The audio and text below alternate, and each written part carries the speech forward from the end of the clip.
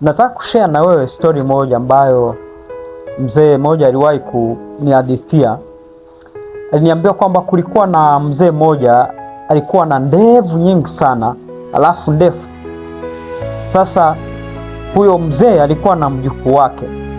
Basi siku moja yule mjukuu akamuuliza kwamba eti babu, unapokwenda kulala hizo ndevu huwa unazifunika na shuka au unazitoa nje?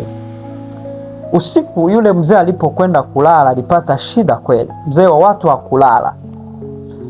Kila wakati alikuwa anajaribu kuzifunika ndevu, wakati mwingine anazitoa nje.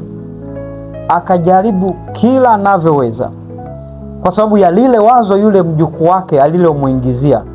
Lile swali aliloulizwa lilimfanya aanze kutafakari jambo ambalo hakuweza kulitafakari kabla, na kuliona kuwa kama ni tatizo. Kumbuka mwanzo zile ndevu hazikuwa ni tatizo, lakini kwa sababu ya lile swali ndevu ziligeuka kuwa tatizo usiku. Somo ninalotaka kufundisha ni nini? Usijali kila kitu watu wanachosema kuhusu wewe. Utateseka bure.